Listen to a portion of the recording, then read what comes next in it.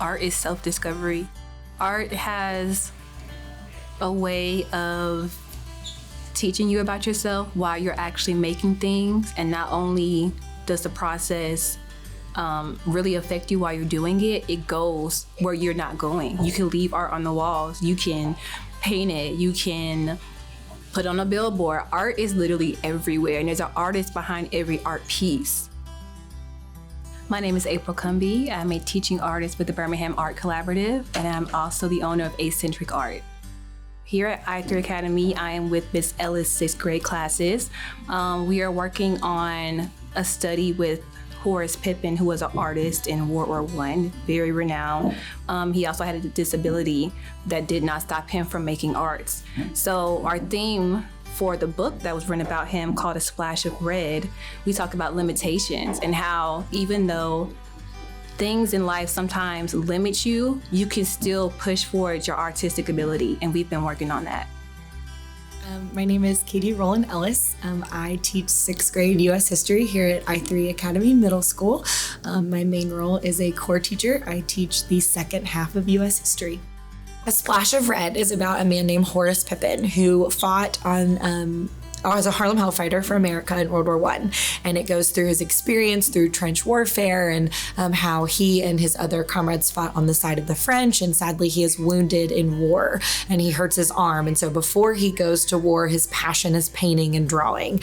And then sadly, because he gets injured, he really uses a lot of use in his arm. And so when he returns from war, not only is he kind of living with the harsh reality of war and how to deal with that, he's now lost some of the things that he loves the most, which is painting and drawing. So we really use it to talk to the students about overcoming adversity and how to deal with really tough things in life and how we overcome things even when we're met with big challenges. So with the theme being limitations, the first project we introduced to the kids was to recreate the cover page of the book. But the limitations were a random set of colors, and then they only saw a quarter of the book page at a time. They also had different scraps of paper, so different sizes, different colors. Some had things already written on them to represent Horace having to use scrap paper and charcoal from the fireplace to enter his contest. So to implement that, we gave them limitations on the paper, the sizes, the time limit, and their creativity.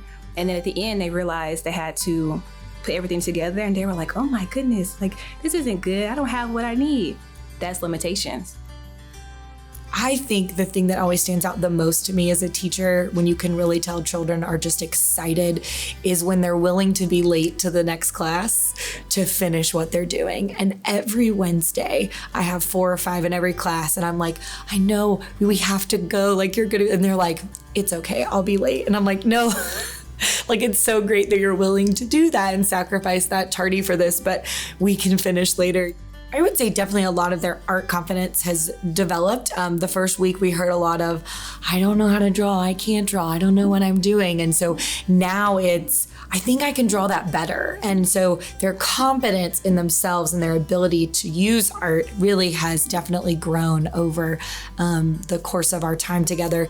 I actually have a lot of experience with community partners. Almost at every school I've been involved with over the last couple of years, we've brought in people from different fields. But I think that it just adds this touch of excellence and kind of specialty to your room that the kids really embrace. It's almost like comforting to them. Like, Miss Ellis could teach us how to draw a picture, but she's a history teacher. But Miss April is an artist. Like, she can really teach me how to draw. And so it just builds their confidence and their excitement in what they're doing.